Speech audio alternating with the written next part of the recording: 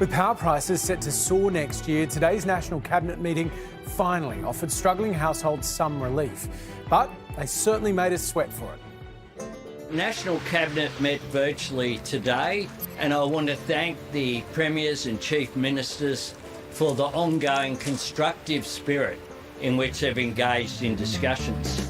Good job, everyone. But it was looking dicey there for a second. Yesterday, our energy ministers agreed to funnel further investment into increasing renewable capacity. Firming our grids, providing that extra capacity as more and more coal-fired power stations inevitably close. But heading into today's throwback Zoom edition of NatCab, we had ourselves a good old-fashioned standoff. The federal government leading a posse of state and territory leaders towards a price cap on coal and gas-fired electricity. There is very broad understanding in the Australian community that something has to be done. But the two biggest coal-producing states have been cashing in and were reluctant to let go of the little black rock. It's coal! New South Wales was willing to relinquish the royalties as long as it got its hands on some compensation, not for coal and gas producers, but for households. We're very close to landing a deal. Queensland, though, was firmly against the coal cap, or any form of headwear. In the end, Albo's posse stared down the Sunshine State, introducing temporary caps on gas. Of $12 a gigajoule. And on coal. Of $125 per tonne. Along with $1.5 billion worth of targeted bill relief. To provide support for households and also small businesses.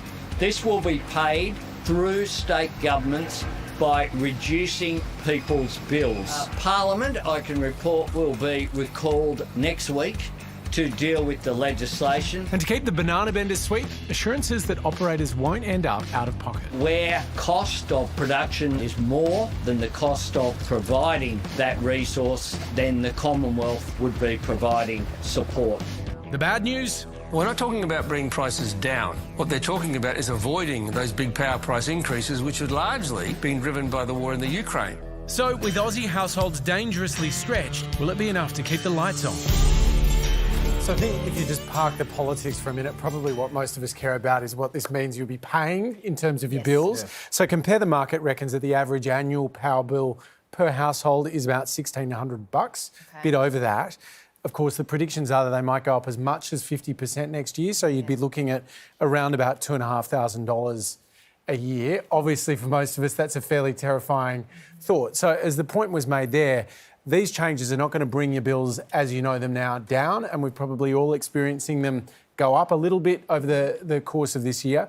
They're not going to go back to what they were pre the war in Ukraine. That we're just not going to see, we hope, those massive jumps. Yeah. But still, anything like that puts more resources into renewables is a great thing, but anything that's going to give us any relief whatsoever on those bills. The word crisis here isn't being used. It's not being thrown around. There are people actually in crisis for whom those bills, they've got to choose whether they pay their bills or put meals on the table. So anything that helps relieve that, I think, is a wonderful especially thing. At this time of year, especially this year, like, you know, there's always, you know, concerns about Christmas, but I just think in 2022 it's especially pertinent now. But no, they're saying this will only be in place for 12 months. Yeah. So we could be here this time next year. The war in Ukraine still may be going.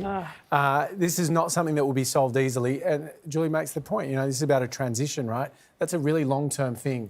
And we haven't been doing it with anywhere near the speed and size that's required to do it properly.